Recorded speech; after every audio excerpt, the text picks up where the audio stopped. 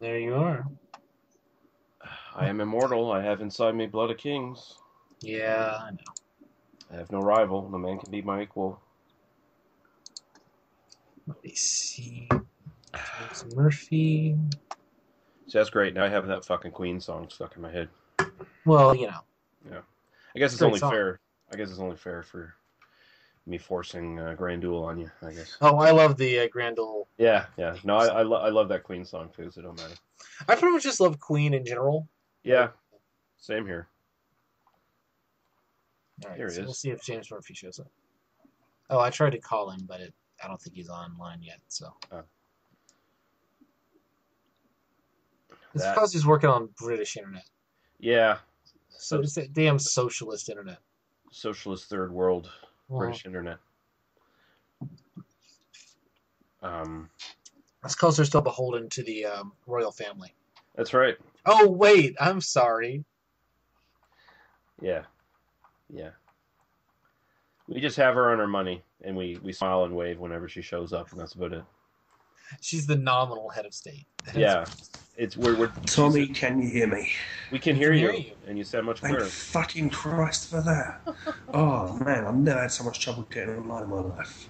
I think Google Hangouts was just taking a shit on us. I think that Yeah, was Google, the omnipresent multinational like giant corporation. Google did not want this podcast to happen.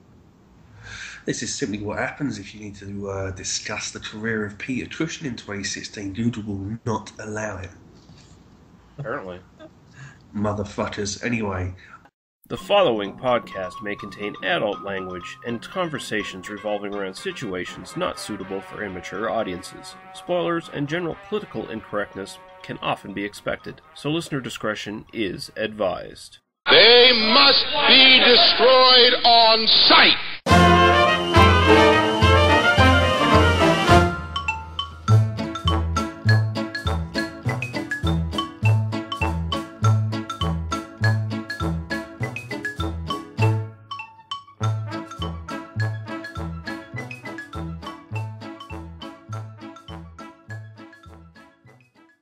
Welcome to They Must Be Destroyed on Sight, episode 78, the episode that refuses to be recorded, apparently. I'm your host, Lee Russell. I have my guest host, or not guest host, regular host, Daniel Harper. How are you doing, sir? I'm kind of always a guest host, and I'm doing fine because I have neither bought a skull that is causing me to kill my loved ones, nor have I started murdering people who criticize this podcast. Although that's coming, you assholes. So Yeah, that is coming. There's a plan there. Our regular co-host, Paul, is on assignment right now, talking to Night of the Living Dead people and having some fun. There should be more on that later for bonus content for the podcast. And we are joined by our guest host, James Murphy of Pex Lives. How are you doing, sir? I couldn't be more fucking happy to actually be here, guys. I'm really pleased. I love the podcast. Yeah, and we're glad that you're finally here as well, and finally clearly coming through on the old interwebs. it's that horrible socialist Britain internet. Yeah. Clearly, that's the problem. Yeah, well, what it is the Royals are sucking off all the bandwidth. That's right, yeah. Just like they're sucking off the money, the fucking dole from the whole kingdom. Well, you're a Canadian, Lee. You know all about all that. Yeah, but like I was telling Daniel off the recording, we just, whenever the Royals show up in our country, we just sort of smile and wave at them and just sort of pity them. That's kind of what it's like over here. So yeah, it's like, oh, look at that nice old lady who's waving at everybody. I don't think she knows where she is. I think she might be senile. And look at her fucking inbred kids. Oh, great. I hate the royal family more than anything, but that's not what we're here to talk about today, guys, is it? We're not here to hear me rant about royalty for an hour, because I can do that, but nobody wants to hear it. Yeah, but we're going to be covering two movies. One of them was, well, actually, one of them is sort of a makeup for you, James, because for those who don't know, James, one of the subsidiaries of the Pex Lives sort of podcasting empire is the City of the Dead podcast, which has been covering the Amicus films in order. And you missed out on the skull, so you get to make it up here on this podcast. And yeah, I wouldn't have that any other way. yeah, and you suggested Theater of Blood for us to do, so We're going to be doing both of these films this time out. Before we do that, we'll just get to a couple of comments here, get them out of the way. Drunketh Wizard says that on our little Demons bonus episode that I did with Paul the other week, I think we should have made the Stoned Age 2, but with demons. Imagine that mashup. I don't think any of my co-hosts here are familiar with the Stoned Age, but I think essentially Idle Hands is that movie, if you think about it. The Stoned Age is essentially a lower budget version of Dazed and Confused that's not quite as deep and thoughtful, I guess. But you guys are familiar with Idle Hands, though. I'm not. What is it? Idle Hands is a 1999 Seth Green vehicle, which basically takes the best gag from Evil Dead 2 and transforms it into a feature-length picture. Doesn't sound too bad. I'd give that a watch. Yeah, it's actually not bad. It was a movie that sadly got overlooked because of the Columbine tragedy. It came out right afterwards, so no one wanted to see movies with kids being murdered.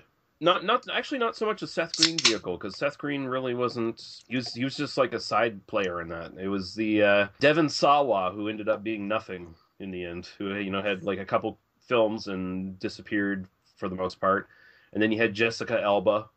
And that was like her first big role where she got noticed. It's like, oh, this chick looks really hot. She can't act that well, but she's really hot. So let's put her in more films. So Doesn't Seth Green, isn't he like a zombie in that film or something? yeah, he comes back as like I don't know if you say zombie, maybe like a revenant or something like that. He sort of comes back. I kind of always thought it was like a kind of a ripoff of the American Werewolf in London thing. Yes, it's very much that kind of same gag. Yeah. But it's kind of like the movie kind of follows any movie you can think about of a disembodied hand coming back and killing people, essentially. There was that great Michael Caine one where he's an artist and he loses the hand and the hand goes out and kills other people. Probably Michael Caine's greatest role, I would say, actually. Yeah, and they did that same story in one of the Amicus anthologies as well. Yes, indeed, yeah. Dr. Terror's House of Horrors, is that it? Yes, yeah. Is our critic. That's absolutely right. Yeah, another critic being murdered. We got a running theme here, I think. But yeah, thank you for that comment, Drunketh Wizard. He's actually been a follower of this podcast for a long time, and he's also he's got a blog himself. So and he just joined onto the Facebook group that we have. Wait, slow down, Lee. For God's sake, what's going on? You guys have a Facebook group? We do. Hold on, is that the best way of contacting us if you want to contact us? It is the single best way to contact us. We read everything on the Facebook group, so you want your comments, suggestions, anything like that taken seriously, join up to the Facebook group. They must be destroyed on sight on Facebook. Leave a comment, say hi, tell us we suck. Whatever, Well, you can tell me I suck, but tell Lee and James they're brilliant. But I'm fine with being told I suck because I do no work for this podcast. It's fine. Yeah, Daniel does nothing. Yeah, what a bunch of bullshit. And now we have a nice surprise comment from old friend to the podcast, Greg. The second we started doing horror movies again, he came back. Surprise. Yeah. He says, shit, I didn't know this podcast was still going. I've seen Cemetery Man a bunch of times. I really like that movie, even though I don't know why. It makes no sense and doesn't really go anywhere, but it's fun and has zombies and boobs. Now I know why. I just watched Night Train Murders completely blind for the first time and really liked it. I didn't realize it was a Last House on the Left type movie and was pleasantly surprised. It's one of the better ones. And that scene where the girl is running around the train with no pants, totally fappable. Cheers. So, yeah, Greg's in good form here, I guess. I don't know how I feel about calling that totally fappable in context, but I'll allow it. For the genre. Yeah, if you see that scene and just like those few seconds of that scene out of context, maybe. Yeah. Maybe. Until she, gets dashed out on the rocks or whatever. If you enter a headspace where all this is consensual and it's just like a really edge play kind of BDSM scene that they're doing, that's the only way I would really consider that fappable. Kind of like masturbation for Buddhists, if you can just take out this one Zen moment and enjoy that away from all the slaughter and the blood that's around it. Yeah, perhaps. Which is kind of like, if you're a man in your 30s and you kind of like your first exposure to nudity was these kinds of films, you did have to kind of differentiate that and kind of go, oh, there's 3 seconds of nudity here. I've got to time my orgasm for right then. Yeah, you got to kind of, with these horror movies, you definitely got to Actually, these horror movies probably created a lot of premature ejaculators when you think about it, because tits, oh, violent murder. Yeah, it's kind of the opposite of Sting with his tantric stuff. Ugh. Horror movie fans with their VHSs they just had to get out as quickly as possible before they saw, Kane Hodder hack some teen to pieces. Yeah, yeah. For me, it was watching the late night Skinamax stuff, but like non-decoded, Yeah. So it was very much like so. Like I think that's a boob, or it might be an elbow. I'm not sure, but we're gonna go for it anyway. Hey, that's best. That's better actually, because you have to sort of use your imagination with that kind of masturbation. So it makes for a person who can handle themselves better in the long run, because you don't need to Bad news, watch. guys. I'm really into elbows now. I'm just all about elbows, thanks to that little shot. We don't kink shame on this podcast. We completely accept all orientations and proclivities. So that's fine. Some elbowism. I don't know. What would even be the term for that? Whatever the medical term for elbow is. Yeah, we can move on to what we've been watching as of late. Get out of this weird topic. Daniel, you had something, so I'll let you go first. Yeah, I have kind of a cool thing. I got to see the original 1931 Frankenstein on the big screen this week. Ooh, nice. Alamo Drafthouse? Of course, at the Alamo Drafthouse, Monday night, or Sunday night, actually. They were showing it. I went in, I had a few beers, I got to see Frankenstein on the big screen. I'd seen it before, it had been a long time. I don't know that I have anything particularly interesting to say about the experience, because I would assume that everyone listening to this has at least, seen the interesting bits of the original Frankenstein. But yeah, got to see it on the big screen. It was a lot of fun. I drank some beer, I went home. It was cool. I don't know. Well, yeah, I don't really have a sophisticated analysis of that. I'm really surprised that wasn't a double bill, because Frankenstein's a really short watch. It's only like a 70-minute film. Yeah, no, that's probably. I think that for me, kind of rewatching it, particularly seeing it on the big screen, it's interesting how much we've focused on as kind of like the kind of cultural osmosis on certain small elements, the "It's Alive" bit, the the burning pitchforks, the those sorts of things, and yet so there that's a very tiny part of the film Mm-hmm. in terms of actual screen time.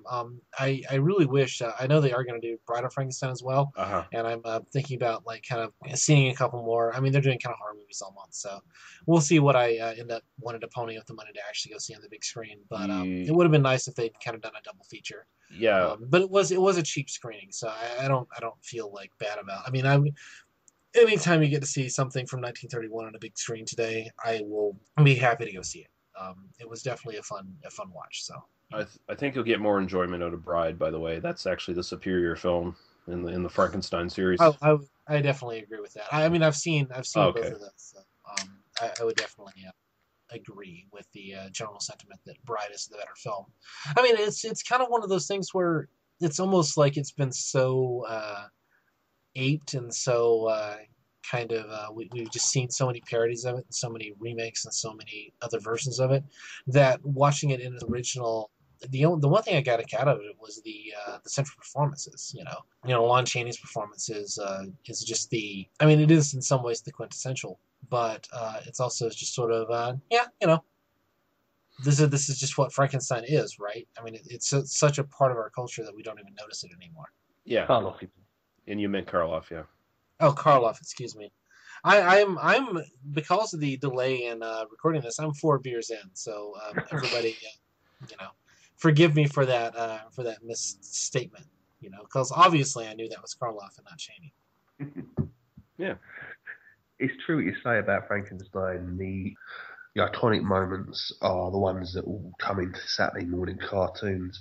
But in some ways, the overriding image I get from that first Frankenstein film is Colin Clive lying in a bed looking obsessed. That's kind of what a lot of that film is.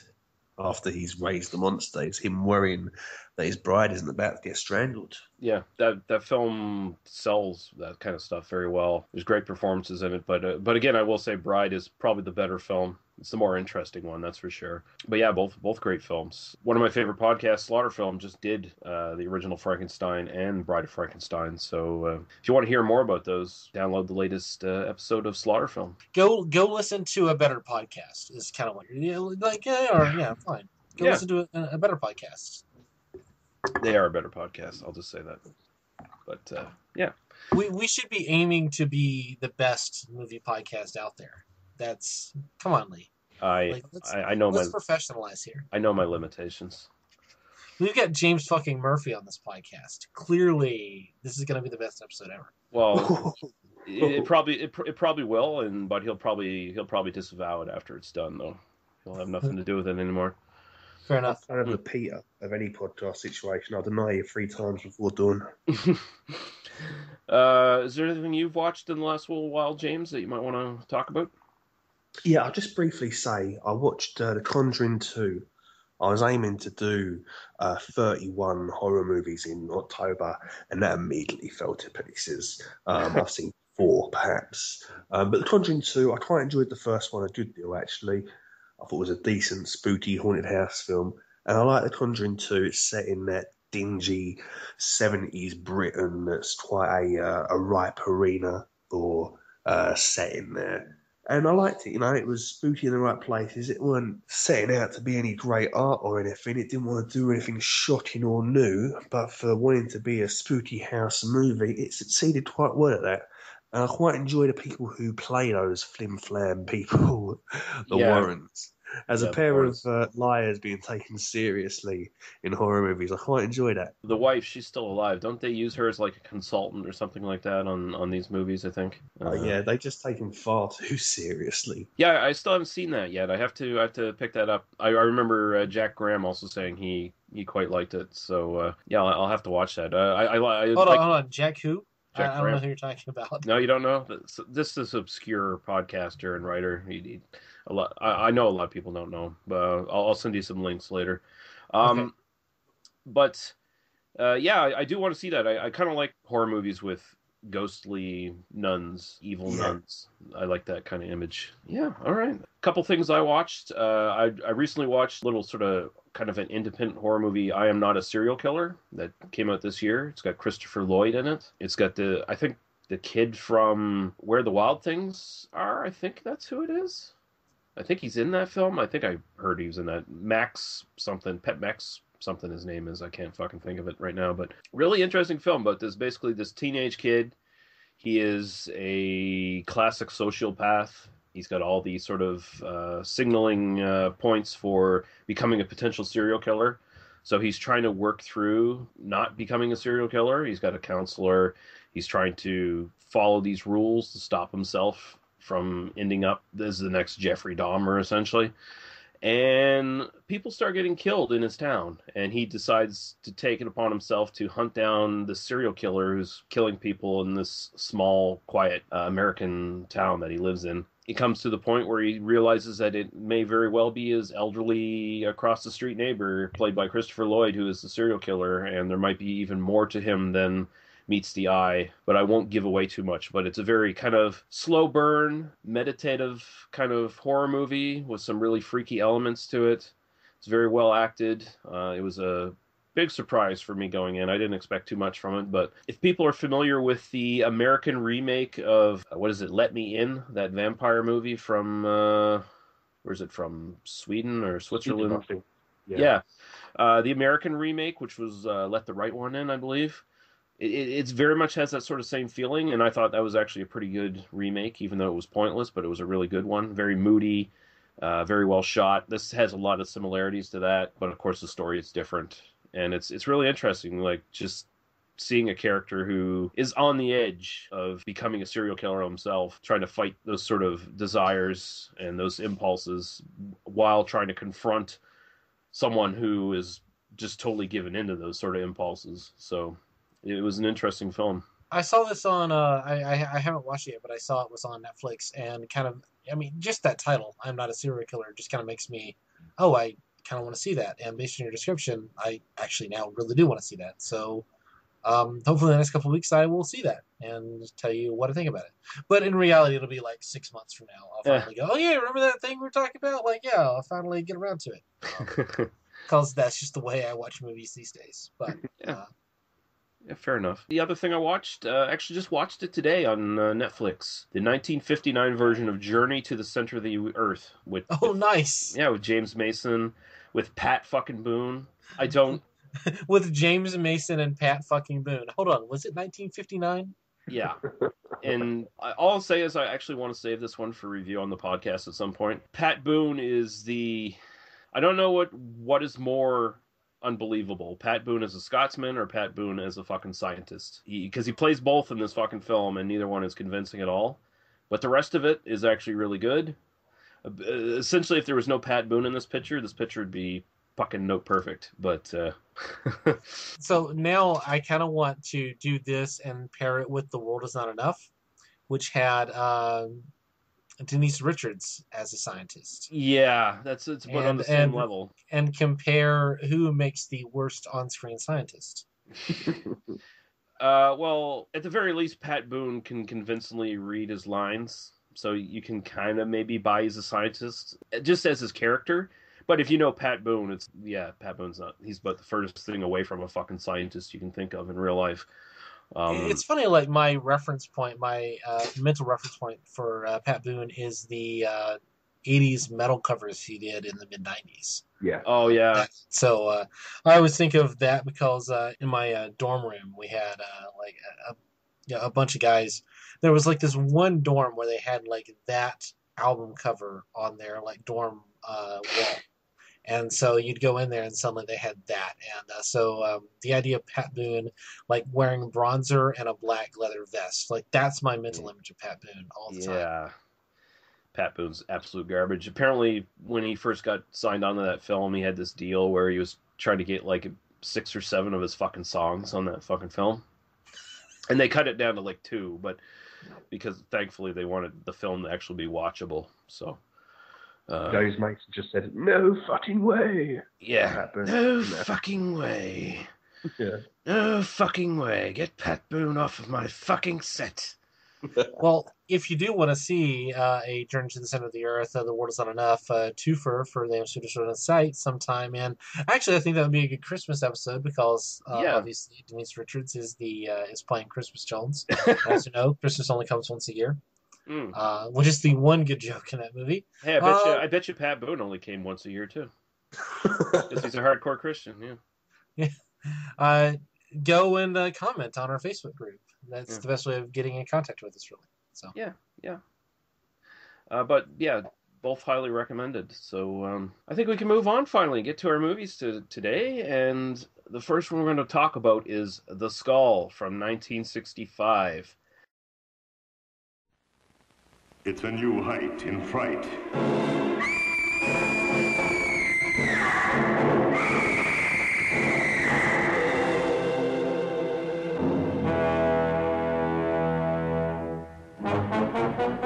Doctor, what have animals to do with this? The man's jugular vein was bitten, clean through.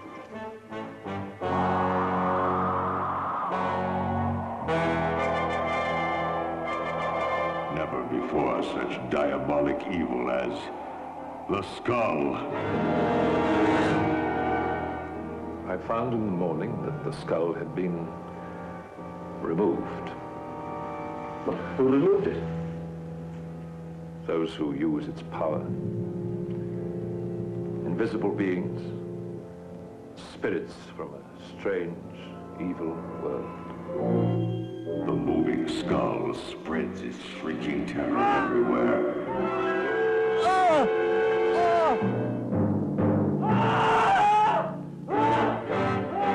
Casting its hypnotic trance over all who fall under its hideous shadow.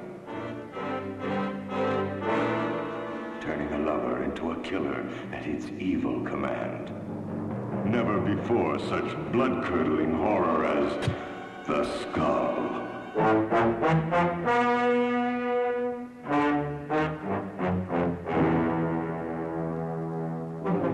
Get out of my way.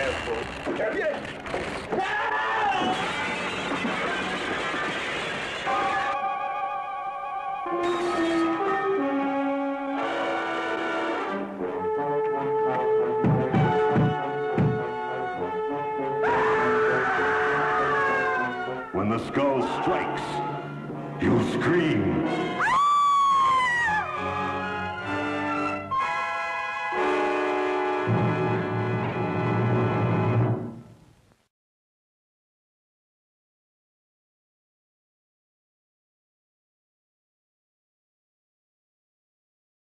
directed by the always impressive Freddie Francis, written by Milton Suboski, and it's basically taken from the story by Robert Bloch, which I have also read, which is The Skull of the Marquis de Sade, and it is starring Peter Cushing as Christopher Maitland, Patrick Wymark as Marco, Jill Bennett as Jane Maitland, Nigel Green as Inspector Wilson, Patrick McGee as Police Surgeon, Peter Woodthrope as Travers, Michael Gough as the Auctioneer, George Coloris as Dr. Lond, April Ulrich as French Girl, Maurice Good as Pierre, the phrenologist, and Christopher Lee as Sir Matthew Phillips in a sort of small role. And I'll throw the synopsis over to you, Daniel. Well, I didn't write synopses this week. Instead, neither of these movies have any interest in their plots, so I'm not going to bother with them either. I'm just going to read the plot summaries from Wikipedia, and if you don't like it, then go fuck yourself. So, Exactly. Fair. In the 1800s, Pierre, a phrenologist, robs the grave of the recently buried Marquis de Sade. He takes the Marquis' severed head and sets about boiling it to remove its flesh, leaving the skull. Before the task is done, Pierre meets an unseen and horrific death. In modern-day London, Christopher Maitland Cushing, a collector and writer of the occult, is offered the skull by Marco, an unscrupulous dealer in antiques and curiosities. Maitland learns that the skull has been stolen from Sir Pierre Phillips Lee, a friend and fellow collector. Sir Matthew, however, does not want to recover it, having escaped its evil influence. He warns Maitland of its powers. At his sleazy lodgings, Marco dies in mysterious circumstances. Maitland finds his body and takes possession of the skull. He, in turn, falls victim as the skull drives him to hallucinations, madness, and death. Yeah, I think that pretty much covers it. Wikipedia did not fail this time out. Wikipedia didn't fail, but there weren't nearly enough jokes. That's the problem. Well, me just taking them from the Wikipedia summaries, but hey, you live, you learn. So, as traditional with this podcast, when we have a guest on, we'll throw over to James Murphy first, sir. What are your sort of initial thoughts on this movie?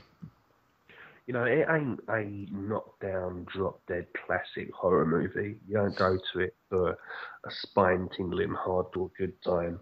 You go to it really for the actors. That's the draw here. That's what you want to do. You want to watch Peter Cushing falling around a house for a half hour at the end of the movie saying nothing. You want to see filthy-looking Patrick Wymark in, as Wikipedia so well put it, in his sleazy lodgings. It's a very dirty, grimy 60s Britain that it's got to offer. And like a lot of these films, the setting is as much a character as the main characters. Christopher Lee, I watched this this afternoon for the first time in about 2 years.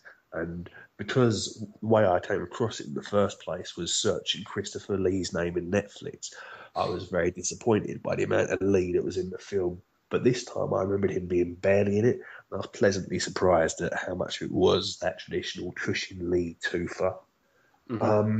Yeah, it's the sort of film that you should put on at about midnight, just as you're about to fall asleep. You can nap through little bits of the movie as well. It's not that important. But it's got a real nice atmosphere, and like a lot of these Amicus films, you can just sit back and let it wash over you in a really nice way. Yeah. Daniel, your sort of initial thoughts on this one? My problem with reviewing this film is that I've listened to the City of the Dead episode that Jack and Holly did, and they did it so well that I kind of have nothing else to say that's at all interesting. My feeling on it, just kind of initial impressions, is just there is very little dialogue in this. There are big chunks of this film. I think the first spoken lines really don't happen until about 7 or 8 minutes into the film. There's a big chunk towards the end, about 20 minutes in the last half hour, basically run with 1 or 2 lines of spoken dialogue. This is a film that lives and dies on its visuals and its special effects, which are quite nice for the budget and the period. It's a film that lives and dies on its performances, which again are very, very nice. But there's not, it's not, my issue with sitting and talking about it is that there's not much to talk about. It kind of is very superficial and surface level. It kind of exists on this sort of like, it's telling the story about this guy who's haunted by the skull of the Marquis de Sade, and that's kind of what it is. It's great. It kind of exists on that level.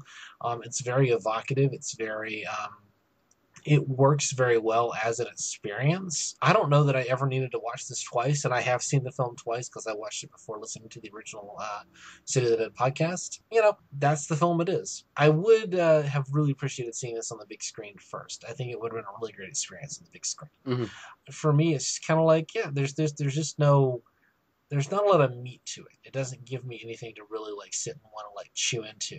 But it's a lot of fun. It's very evocative, and probably is of interest to people who haven't seen it who do listen to this podcast. So that's kind of my my beginning and end of my commentary on this film in some way.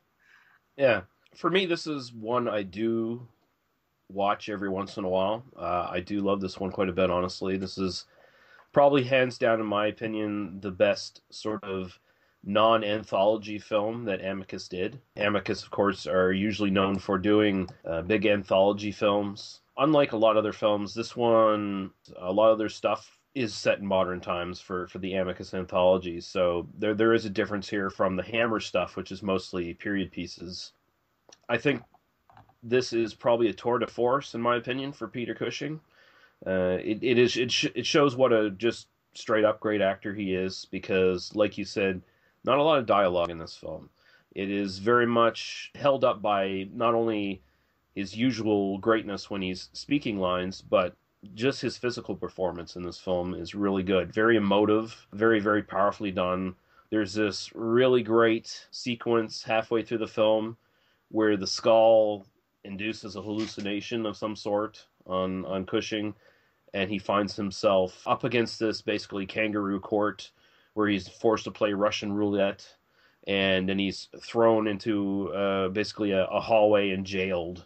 I guess kind of foreshadowing that it's inevitable that he's going to not be able to escape the power of the skull, I think is kind of what that's kind of signaling. But the physical performance that he puts on is one of the first big things that really attracted me to this film and sort of kept me rewatching every once in a while, just because I really think it is one of the more unheralded great performances from Cushing. That alone makes the film worth seeking out. And I just like the sort of old creepiness of the film. It's just a very classical Hammer / Amicus kind of well done, creepy kind of idea. Everyone plays it straight, even though the idea of a skull floating around the room is like dead fucking silly. But the actors all sell it. Cushing, especially, of course, again, sells the horror of the skull, which off camera rips the throats out of people. Bites them on the neck if it can't get its way. I love all the performances. I think, actually, even though I really love Cushing's performance in this, I think Patrick Wymark is especially great in this. Just playing this really slimy motherfucker, this duplicitous, thieving con artist who just likes acquiring these occult relics and then selling them to all these sort of upper crust rich white men who have nothing but time on their hands to go to auctions and buy statues of the devil and shit like that. Very, very fun stuff. I really do like that. What do you guys think about the set designs in this? Because, and I'll throw this over to James first, I think this is a very low budget film, and it's very limited sets. Like, it's only 2 or 3 sets really that they use in the entire film. And man, they populate this shit with props so well. Like, the set design on this, I thought was fucking amazing. Yeah, that really struck me as well today when I was watching it. When you look around Cushing's kind of library / museum / office, and the amount of stuff they got there, it did actually make me think of the movie I mentioned earlier, The Conjuring 2. It was like the Warrens' horror museum, with the stuff that you had lying all over the place. You could follow the story of any number of items that was in there. And you mentioned Cushing's kind of hallucination with the judge and everything. Yeah. And when he was there, there's all these very sort of vividly painted red walls that he's walking through, and the skull comes floating down surrounded by mist. So they didn't have an awful lot to work with, but they made it work. And even the shape of the rooms is slightly off, it sort of suggests that these angles just aren't quite right. even the auctioneer place at the very start of the movie is set up in a very purposefully isolating kind of way. When Christopher Lee's aristocratic character is bidding on these devilish looking statues and he isn't quite sure why, he's very he's faced directly against Cushing as his opponent for these devils. I think it just shows an amount of forethought in the set design and then the placing. It's one of those things where the budget had they had nowhere to go. It's one of the reasons why a lot of Amicus films were set contemporaneously. They were set in the 1960s and 70s. It's so they didn't have to pay for those old-fashioned looking tuxedos and things. Mm-hmm. What they had to do was they had to think about where they were going to spend the money.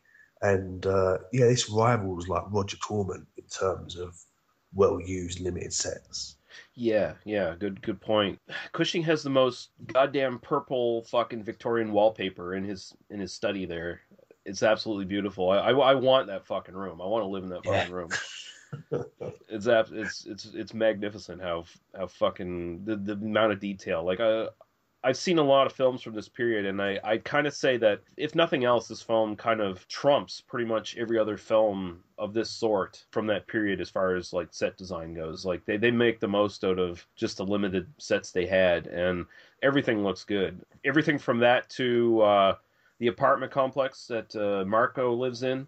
Especially those like stained glass windows going down the middle of the staircases or whatever that unfortunate superintendent of the apartments goes crashing through. Yeah, everything looks great. Even the opening looks really good, even though, it's obviously a set and everything, but just the grave digging sequence looks really, really well done. It's got that very, as if you took Frankenstein and just colorized it, like the grave digging in Frankenstein. Yeah, definitely. Watching the original Frankenstein this week, it definitely kind of put me in the headspace of kind of looking at that opening sequence in a very universal horror kind of way. And then you get into the prologue sequence where he's kind of boiling the skull and putting the acid or don't ask me about the chemistry in the beginning of this film because it's pointless to have that conversation.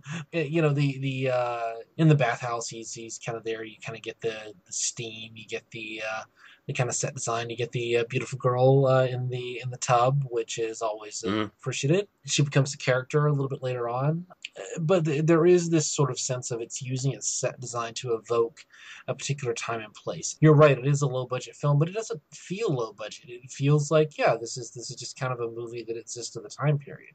It doesn't feel, cardboard sets. It feels very lived in all through the film, and even in the kind of brief period sequences, you kind of get this sense of this lived in, earthy kind of feel to the whole thing. It doesn't feel like kind of costume drama. It feels like something that is, on some level, it does have some verisimilitude, and I appreciate that. I'm kind of damning with faint praise just because I'm kind of like I have nothing much to say about it thematically or anything, but it's an effective film, and it's an effective because it's well directed, it's well acted. In terms of the technical things that are kind of going on in the background, everybody's kind of working on their A game. Everybody brings everything they can bring. They just don't really have the budget to really pull it into like a 21st century thing. But I admire the way this film looks through almost every frame. After Cushing and after Patrick Wymark, I think my favourite character is definitely French Girl from that opening sequence. She's there's something very eye-catching about her. Mm-hmm. I like her especially because it kind of sets up the way the skull uses people as well. Because, I mean, they set up in the story that, okay, if the skull isn't going to get its way with you, it just rips your throat out and it's done with you. Or causes you to die in some other horrible way. The skull definitely has, like, a limitation to its power. It seems like it's very much... It has to victimize people who have some sort of problem with their morality. Some sort of underhandedness. People who are greedy or obsessed with some things. People who, like the Marquis de Sade, kind of sin a little bit, because the idea is that the skull is, and the idea set forth in the story is that the Marquis de Sade was possessed by a demon of some sort. So that demon still exists within the physical embodiment of the skull. And so the skull directs people like Marco, who are easily corruptible. Peter Cushing's character becomes easily corruptible because of his obsession for more knowledge, for forbidden knowledge. Occult knowledge, if we're going Yeah. to go that far. And it's interesting that they make a point that Christopher Lee is actually, although he is persuaded for a little while, he still has enough dignity and sort of moral to resist the skull ultimately. And that's why the skull moves on to somebody else to try to get its sort of evil designs in place, because it's the whole setup is that the statues that Christopher Lee is bidding on early on in the film, one of them is to be used for some sort of ritual on the full moon of the month, of course, for some sort of satanic conjuring. So the skull is essentially moving itself around from owner to owner, trying to find someone who will follow its desires. You see the French girl in the beginning, not a bad person, but once her lover there dies, the phrenologist dies, she wants to get hers out of the relationship. And while she's doing that, we have that guy who's, I guess, what would you call him, of the estate? The executor?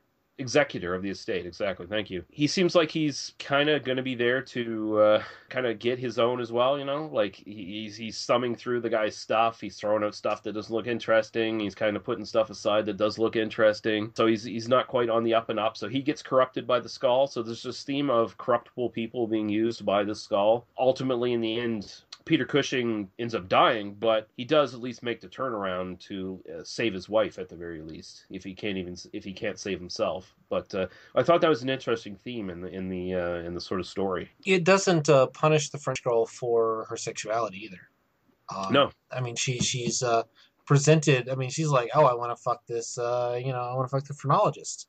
Like she's explicitly coded. I mean this isn't even subtext. This is text. She's explicitly like, oh, I'm in this kind of like hidden relationship with this guy. And he's like, no. I've got to do this thing. I just stole this skull. Like, you have to go away now. And she's the victim, as opposed to, someone who is punished by this, which I think is really interesting for a film of this era and for a film even today to kind of treat her with that kind of level of respect, because they could have very easily just, she's fucking a whore, and so, like, she dies first or something, Contemporary Hammer films and the rival to Amicus, they often would have, like, the loose woman would be, like, a victim because of the fact that she's a loose woman. Like, especially in, like, the Dracula films. In all the Dracula films, without fail, pretty much the first victim to Christopher Lee's Dracula is, like, the slut of the film, essentially.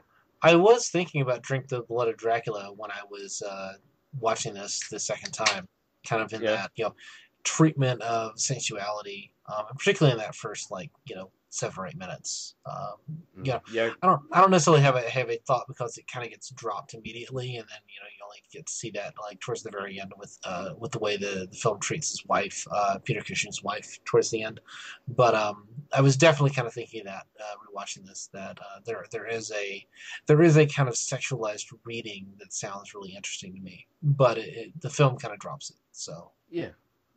Any other sort of thoughts there, James? Yeah, just my final kind of thought is, you mentioned this being a unheralded Cushing performance, and I was thinking about that, and I think that's because he makes it look so effortless, and he is ably supported by everyone else, but it becomes a one-man play at the very end. And he's doing the kind of Hamlet thing where he's trying to stop himself from doing the murder. He's talking himself away from the skull's influence, and the skull keeps getting back at him. And I love what you're saying, Lee, about the fact that it's the weakness of the person that the skull latches onto. And Cushing's kind of reaching for forbidden knowledge is the way that the skull works through him. Yeah, I think it's just because Peter Cushing makes this acting look like it wasn't any sweat off him, and I'm sure he worked very hard at it. He was a very methodical preparer. But you see him, and it just the performance comes out of him like sweat would come out of us on a sunny day. It looks like it's nothing, and I love it. I love watching him. Yeah, and it's kind of interesting too, because he's more of the morally ambiguous sort of character here. He's more of the potential villain in this film, compared to Christopher Lee, who usually would play the villain, or at the very least the arrogant asshole. But in this one, Christopher Lee is like pretty much coded as a fucking stalwart white knight kind of guy more than anything else. So that was also kind of shocking to me the very first time I saw this, because I was only familiar with Christopher Lee's sort of villainous roles at that point. So when I saw him playing this, I was like, wow, he's actually playing a good guy in this film. He's actually playing, outside of Cushing's wife, probably the nicest character in the film, like the most upright and good. He's really trying to do the best thing for Cushing's character. You really get a sense of the relationship between these guys. Oh, yeah. There's this tension between them, but also this like deep friendship. In another place, another time, I will totally give you a queer reading of this. But that's well, I will say, Cushing's lovely wife seems dreadfully unattended with affection. So there might be something to that. Just looking at Cushing next to her, I'm kind of for a minute I was like, oh, is she supposed to be his daughter? Because I just kind of missed completely, like, oh no, that's his wife. Oh right, of course, because this is a movie, and of course she's 30 years younger than he is. Correct. Yeah, you see that in just about every one of these films. You have the older British gentleman who's either the hero or main character, whatever, and then almost across the board all the time, their wife is always like 20, 30 years younger and beautiful, and obviously probably masturbating furiously because she's probably unattended for the most of the marriage. So that's he's just busy out in his garden growing his petunias or whatever, while she's, I don't know, with a gardener most likely. Yeah. I also mentioned I really like the POV shots from the skull. It seems kind of corny when you see like stills of it and shit on the internet, but it's actually very effectively done. You just constantly have this sort of idea that the skull is watching these people and planning against them. So that works very well. So this movie is based on historical fact to a small degree, as well as the Robert Bloch story that this is taken from, as the Marquis de Sade's head was removed by a phonologist at some point and later lost. And also the heirs of the Donatin Alphonse Francois de Sade sort of lineage actually pressed charges to prevent any use of his name on the advertising material. So for a while there were changes on the posters and lobby cards, at least in France. All sort of fucking references to Marquis de Sade were kind of like stricken out of it for a while. What did you guys think of the score of this? Because the score is done by Elizabeth Lutens, and I thought the score was actually kind of unique. It's very kind of atypical for this sort of film in this period. I did notice the difference a bit, actually. It does quite restrained, but it chooses the right time to start screeching up at you at certain points. It's not taken from Hitchcock's Psycho kind of score, but there is a kind of the feeling of the string section throughout of it, and it makes its presence known when you need it to, and it dips back when you don't. There's quite a few moments where they just allow silence to ring out as well.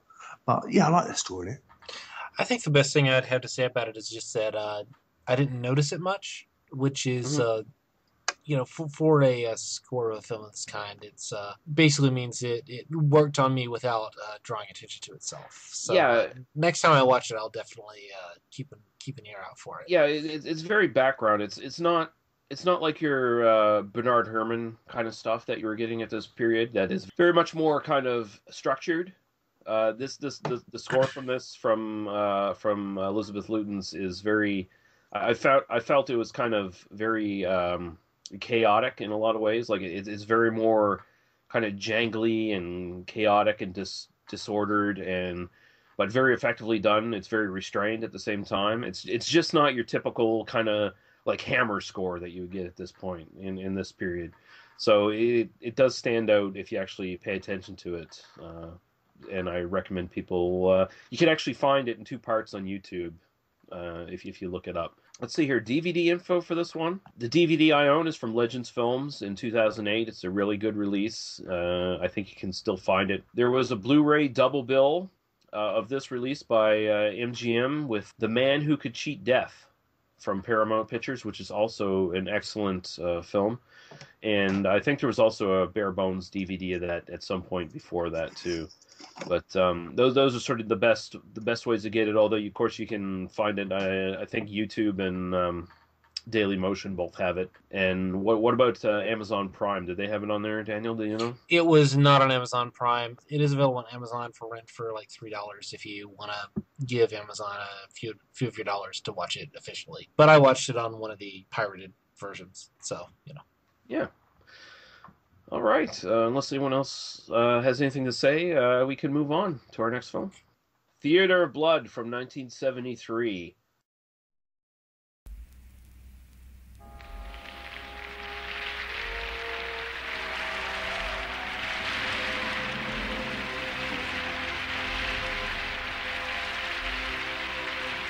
Lionheart, what the hell do you want here?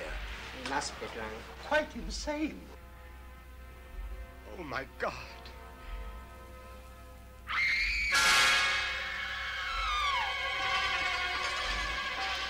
In the midst of life, we are in death.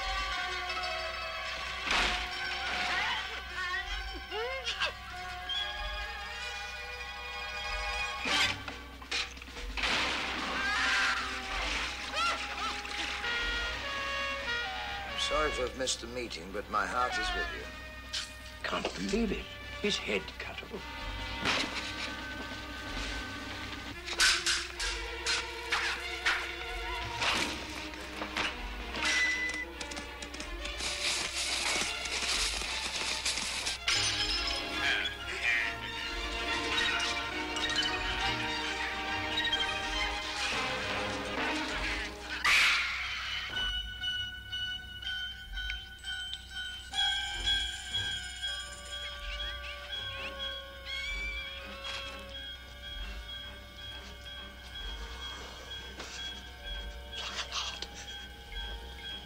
Oh, impossible.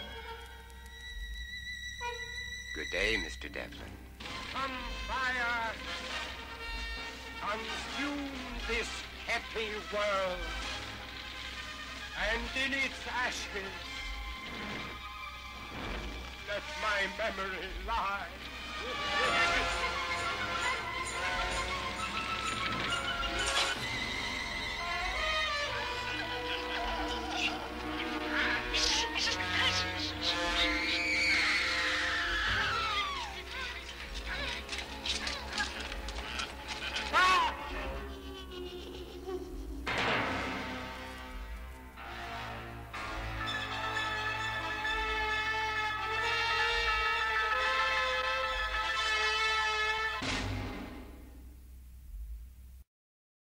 Directed by Douglas Hickox, written by Anthony Jervell Bell, Stanley Mann, and John Cohen. Vincent Price stars as Edward Lionheart, Diana Rigg as Edwina Lionheart, Ian Hendry as Peregrine Devlin. What a name. Harry Andrews as Trevor Dickman. Another great name. Coral Brown as Chloe Moon. Robert Coote as Oliver Larding, Jack Hawkins as Solomon Saltry, Michael Horden as George Maxwell, Arthur Lowe as Horace Sprout, Robert Morley as Meredith Meridew, Dennis Price as Hector Snipe, Milo O'Shea as Inspector Boot, Eric Sykes as Sergeant Dog, and Madeline Smith as Rosemary. And I'll let you go to the summary there, Daniel. I apologize. Once again, I'm taking this from Wikipedia, and settle in because this is long, convoluted, and very, very boring.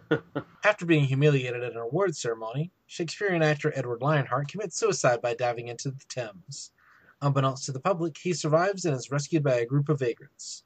2 years later, on March 15th, Lionheart sets out to exact vengeance against the critics who failed to salute his genius. And that's it. Wow. Holy fuck. We might as well do a podcast. It went in such detail. Yeah, well, really that summarizes... It does. I mean, that really is the plot of the film. Like, that I read that and thought, well, like, why bother writing one? Because that's it, right? Mm-hmm. But again, we'll move on to Mr. Murphy for sort of his initial thoughts on this one. For the longest time, I'd always thought of this as my favourite ever horror movie. In fact, before even this rewatch, I was saying to Shayna, Daniel's wife, which was asking what my favourite horror films were, I included this in the list. And I've got to be honest, I liked it a little bit less on this watch today.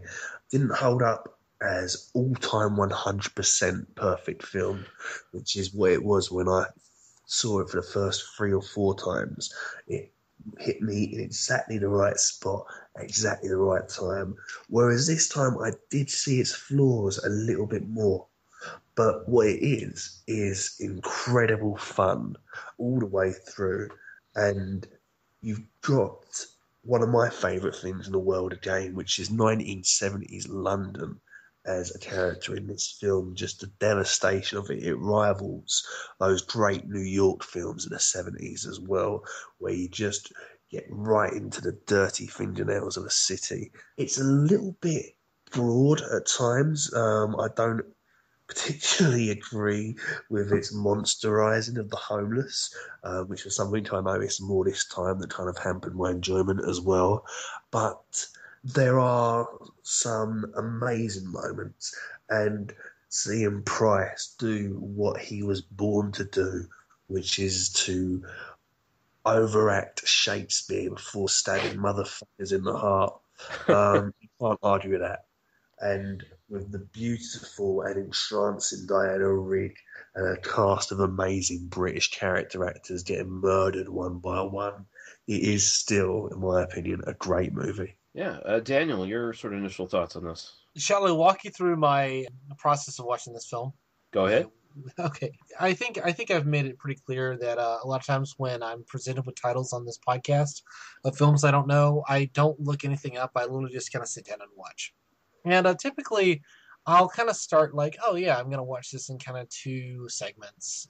So kind of before bed, I'm having a beer. I'm kind of dozing off just a little bit. Turn on the movie and not knowing anything about it, knowing it's probably going to be horror related because we're doing it in October, and getting about 10 minutes in and going, what the fuck is this movie?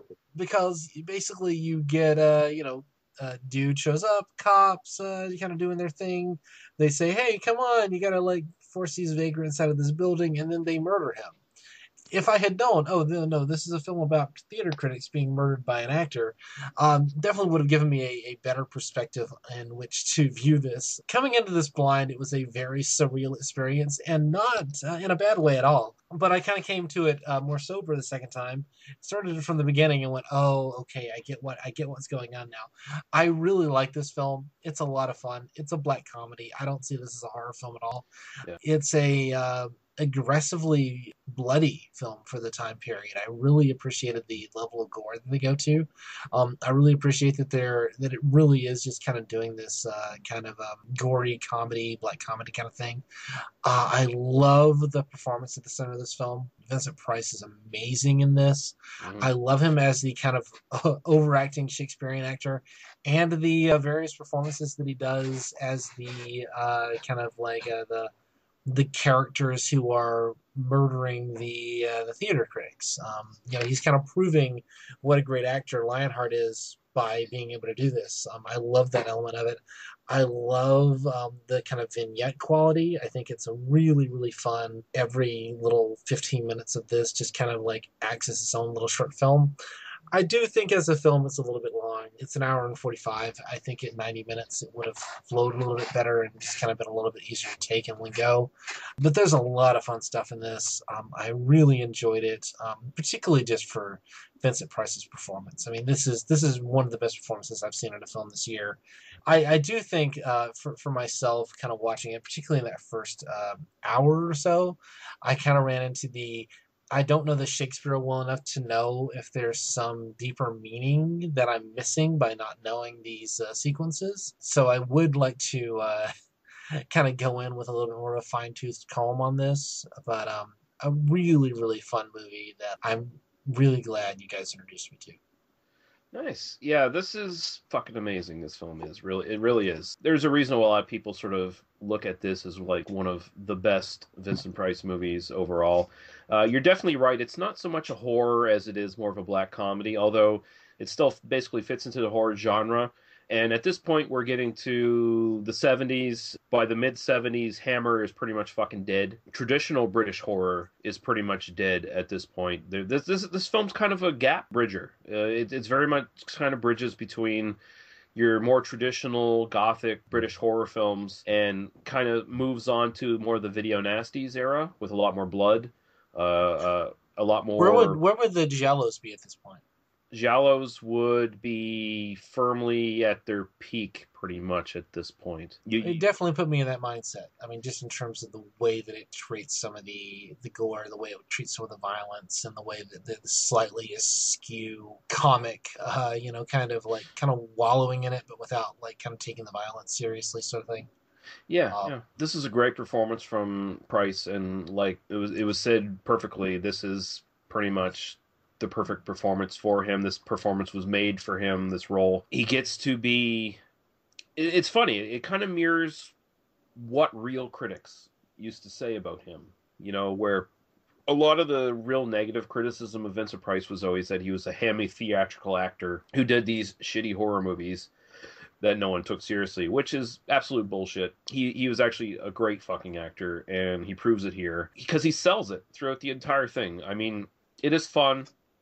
It is a black comedy. My favorite moment from him is as the hairdresser. I think that's my favorite bit of Vincent Price's movie. The obviously gay hairdresser, and the critic that he kills in that sequence is this sort of stuffy woman who apparently has not had sex in 40 years and can only flirt with a gay hairdresser at this point in her life. That's what she has. But yeah, his performances are fucking great, and he does a different performance every time for every kill. He moves on from kill to kill. This very much is almost a parody film in a way of his Dr. Phibes roles, those two films preceding this, because it's essentially the same setup. It's a wronged genius taking revenge on the people who wronged him. So that works very well.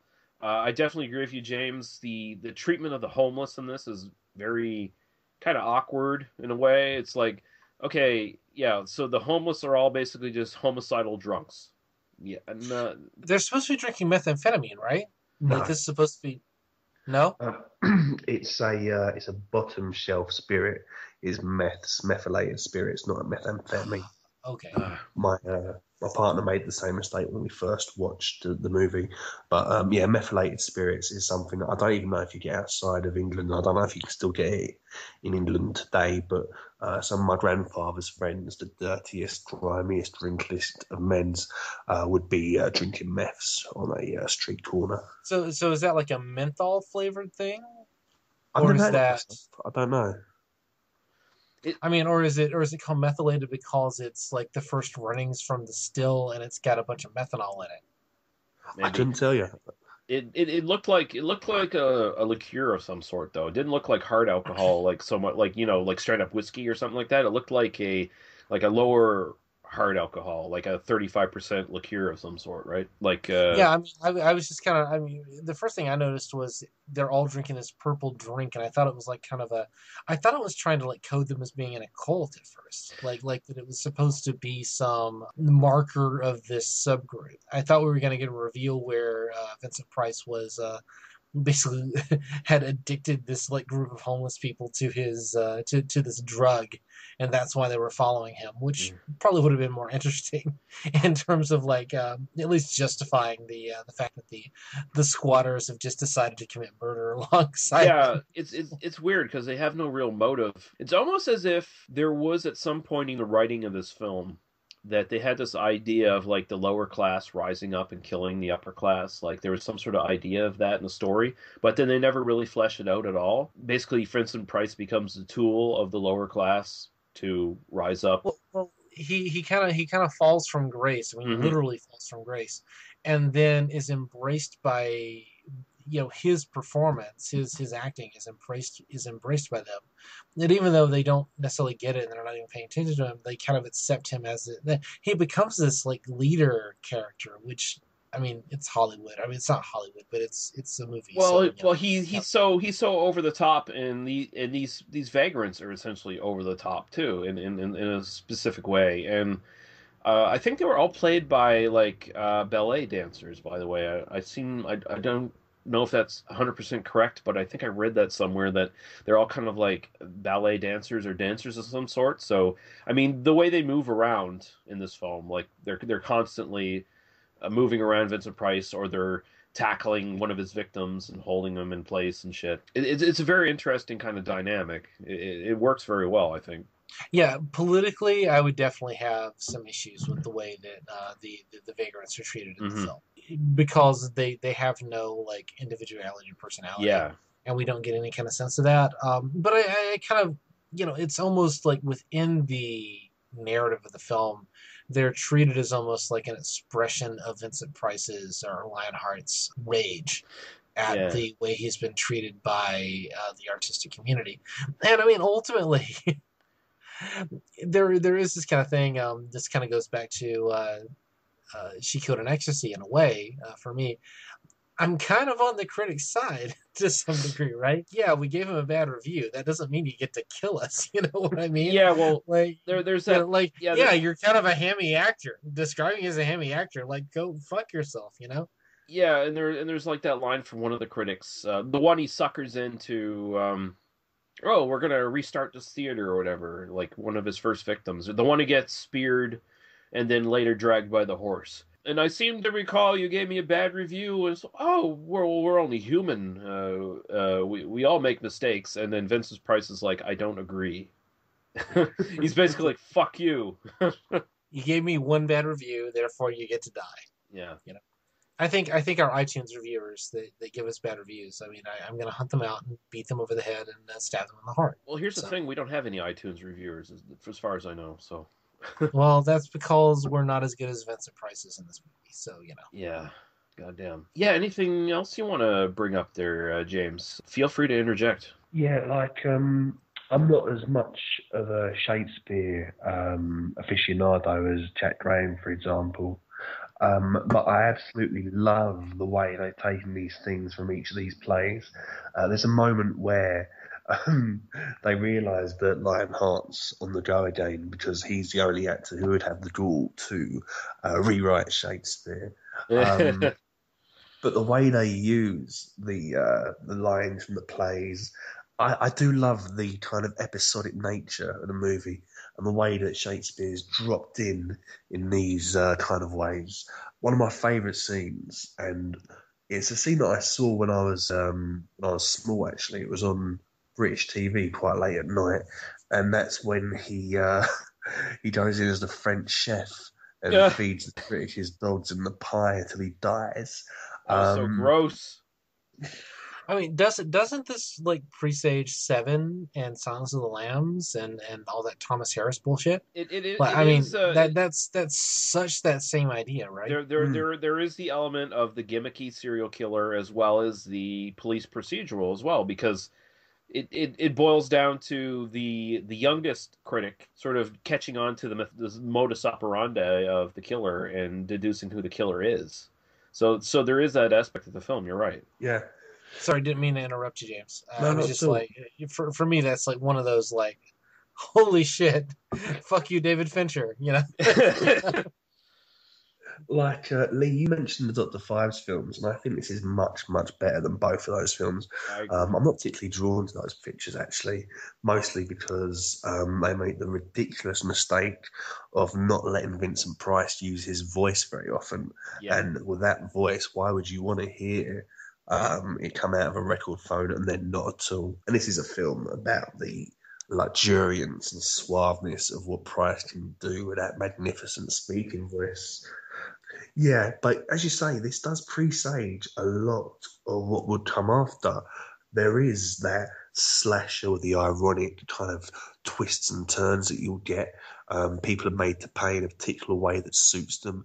They're given the exact right revenge that's ironic with what they've done wrong to him or an aspect of their own character. And there is, yes, that David Fincher thing. There's the police trying to work out who the serial killer is and how to get to the bottom of it. I still think you could probably do a CSI episode on Lionheart if you so chose. Yeah, and just to pick up on the Shakespearean aspect of this, and I don't know, perhaps Jack Graham will disagree with me, but I have a feeling he will agree with me because I am, not to toot my own horn, I am a big fan of Shakespeare, so I am somewhat well-versed in the plays. This film, at times, kind of thematically goes a little bit deeper with the Shakespeare stuff, but for the most part, it's just, if you know the bare plot of the plays that he uses as his set pieces for the murders, that's pretty much it. It's pretty much, that's as deep as it goes.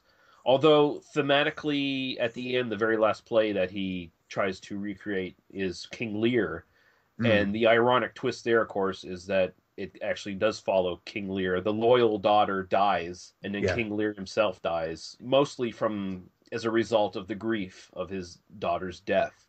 So there is that, but the film doesn't try to go super fucking deep with that shit and, confuse the audience or anything. It's very broad strokes for the most part. But it's really well done. Diana Rigg is awesome in this, by the way. Like, yeah, I do. So for you guys who have seen the film more often, so is that Diana Rigg as that character throughout the entire film? Yes. Yes. Dear, I am blown. Not to completely betray the fact that, like, I fucking love Diana Rigg. She's amazing. But I had no idea that was going to be the same character, and I was admiring that performance, thinking it was like some 70s looking dude. Yeah. I was like writing jokes about this guy to do on this podcast, and then when it's revealed, I was like, holy fuck, that's amazing. Diana Rigg gives the two of the three best performances in this film, as far as I'm concerned. That's astonishing. That she's able to pull that off, because I was completely sold by the illusion. Again, it's her voice, isn't it? It's what she can do with her voice, and she just sounds like a Cockney man with a 70s afro, doesn't she? Yeah, she does. I mean, I didn't question it in the slightest. I would like to see this again, and kind of look at that a little bit more closely and say, like, is this really convincing? But watching it once and just kind of like taking it as is, I questioned it not in the slightest. The first time I watched it too, I watched this years and years ago. I think I was just barely into my teens, and I was fooled as well. And I don't know, maybe some people out there say, oh, it's fucking obvious, but I was fooled. I thought it was a different character. And it's just a testament to how fucking good her performance was. Like, it's just really well done. Both Vincent Price and Diana Rigg considered this their favorite film that they did, basically. So, and I think even Diana Rigg went as further to say that it was like her best performance. And, I'd be hard pressed to disagree with her. Yeah, I haven't seen a ton of Vincent Price's stuff, but this is an amazing. I mean, how do you not look at this and not go, Vincent Price is an amazing actor? This is my second favorite performance of his. I would only rate this after his performance in Witchfinder General, which I think is fucking amazing. Ah, nice. Well, we need to put that on our list then, Lee. Oh yeah, Witchfinder General, Daniel, is Price with the joy and the sparkle removed, and he does no campness in it whatsoever, and what you get is this terrifying vision of an actual real-life sadist. Witchfinder General is a horrible film, and you don't feel good after watching it, but it's an amazing work of art. This sounds like the kind of thing that should be on my immediate to watch list. Yeah, because those are the kind of films I love. Did not Jack Graham say that's like a film he basically does not want to watch anymore, because it's that hard? And I would agree with him. It is a very disturbing film. It is an incredibly disturbing film, especially for its time. So, we will cover it at some point in the podcast, definitely. Can I say I rewatched the Mr. Death documentary this week? Like parts of it while I was just drinking and like idly. I had a sick day at work, and I literally just sat and watched that film, because I totally just watch documentaries about the Holocaust as idle entertainment. So, you sick man. I don't know what to say. Just go through a little bit of trivia here. Price met his third and final wife, Coral Brown, on this shoot. Diana Rigg actually kind of set them up together, although Vincent Price was still married to his second wife, Mary, at the time. That quickly fizzled out, and he married Coral Brown. There was over 6 gallons of fake blood used in this one, and I'm definitely not surprised because this, like we were saying, this is a very bloody film. Like they're just that seems a little low to me.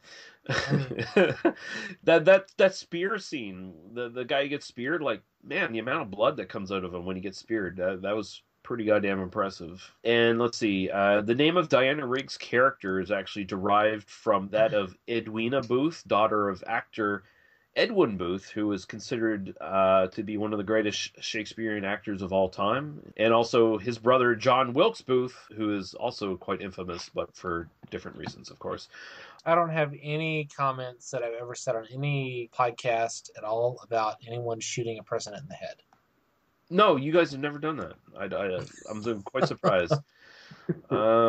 Yeah, DVD info for this one. You get a single disc DVD from MGM. There's also a re-release that came out later on with Madhouse as a double feature, which was the last film that Vincent Price did with American International Pictures. And American International was essentially the company that really brought Vincent Price into the forefront in the later half of his career, and really made him kind of the star he is today in a lot of ways. So, and Madhouse is another one I think we might do at some point, because that one's kind of fun as well. And that one fully goes into the grisly side of horror films. Like it very much is on the second half of that transition between like traditional to more bloody stuff. So that should be fun. It's also got Peter Madhouse, actually, very willing to damage the characters in the film in a way that traditional horror probably wouldn't have. Yeah, and that one has Peter Cushing as well, so that's interesting. Arrow Video released this Region B, so this is something that unless you have a Region Free player or you're James Murphy, you can't watch over here. But Region B Blu-ray in 2014, and Twilight Time Pictures has a region-free Blu-ray that just came out this year for this. So if you want to grab that. But as we were saying off air here, I was telling Daniel, there's like 18 versions of this on fucking Daily Motion if you really want to see it. So if you're an Amazon Prime member, you can watch this. I mean, it is available. Although the thing that kind of fucked me up is the subtitles on Amazon Prime are not good. They're fucked up. Are they? They are. Because I really do watch almost everything with subtitles just because it helps me. Because I don't... The audio is kind of muddy on... Okay, wait, Daniel. Did they spell theater the British way? Is that it confused you? Yeah. It was spelled with 3 Qs, so I think it's theater. But, That's how to spell it. No. The subtitles are the version that I watched on Amazon Prime. Actually, at the beginning they were off by about 5 seconds, and I'm kind of like, oh, okay, I can kind of deal with this just so I can read and listen and kind of follow along. And then at a certain point, they just kind of repeated and then stopped. So fuck you, Amazon Prime. I spend $100 a year to be a part of you, and you don't even give me a premium experience. So go fuck yourself. Sounds like you criticize them. They might come back and kill you. And they might. Can I talk about my favorite sequence in the film? Certainly. By the way, just before I love the fencing sequence. Oh yeah, isn't that great? That is the most absolutely batshit. Why are we doing this in this film? But I love it regardless. Sequence in the film. That there's an extended. We're just gonna sit and fence with each other 10 minutes in this movie. It's amazing. And not to spoil anything for anyone, but Vincent Price did not do his own stunts in this one.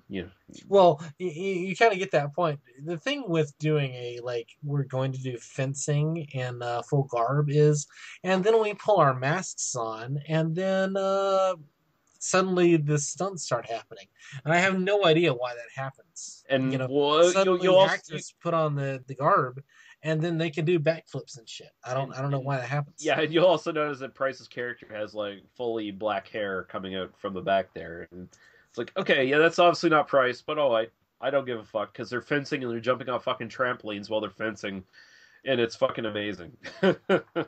Yeah, it's also just a fun sequence in terms of like character, because it's Vincent Price, Lionheart, kind of pulls out his sword, and it's like, oh, you don't have a tip on your thing. Oh well, I'll just take yours off then, and so we're even. Yeah.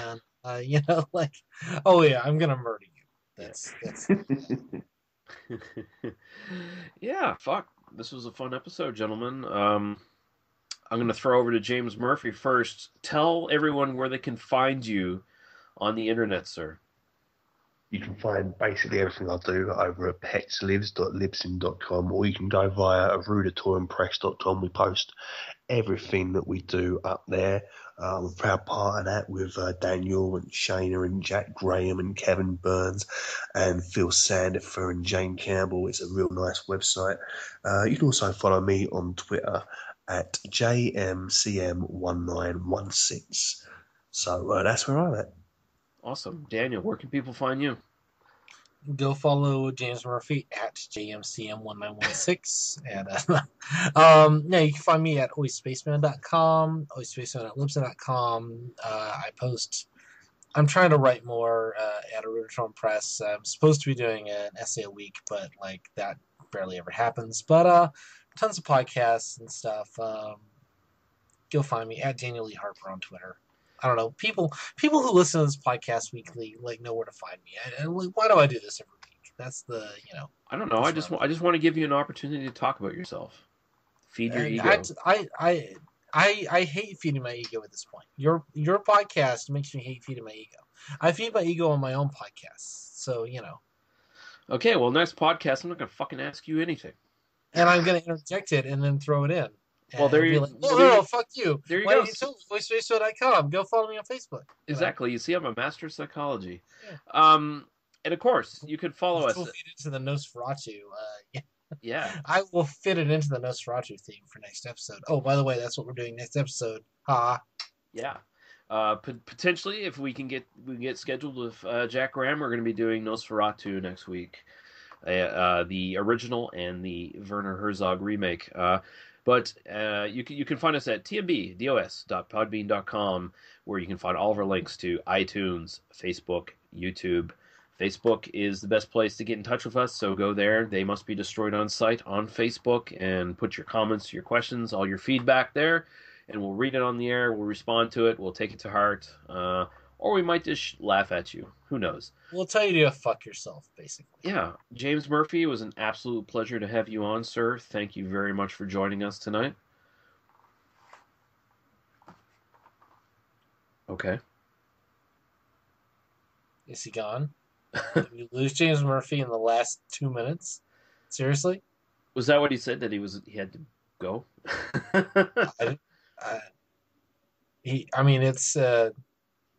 It's like 1:30 in the morning there, so I don't know. James? Give him a minute, maybe. Yeah, give him a minute. We'll see. Okay. Sorry, I'm not trying to delay the end of the podcast. I'm just kind of like... Okay, well, I'll just say and thank you, Daniel, for joining me, of course, as always, and hopefully next week, Nosferatu and the remake should be a big, fun episode. Potentially 5 people on that episode, depending on what happens. We'll see. I mean, that I don't even know what to do with that. 5 people like that. That will be a round table of a round table of awesomeness. Yeah. But yet again, everyone, thank you for listening, and we will see you guys next week. Goodbye. Bye.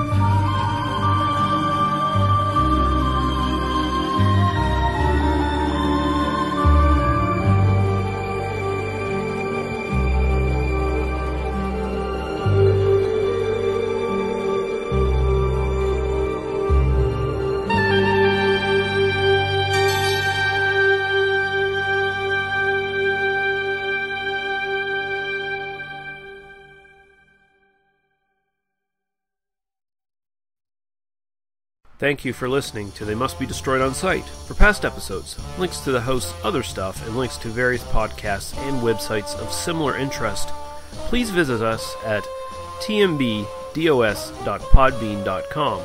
There you can also find our iTunes, YouTube, and Facebook links. Please join our Facebook group, as this is the best way to get in contact with us and to keep up to date with what's coming up on the podcast. We also can be found as part of the Oi Spaceman family of podcasts at oispaceman.com, where you can find various sci-fi themed podcasts about Doctor Who, Red Dwarf, Firefly, and classic sci-fi novels. If you decide to subscribe to us through iTunes, please take a moment to leave us a star rating and a review. Thank you. Drive through.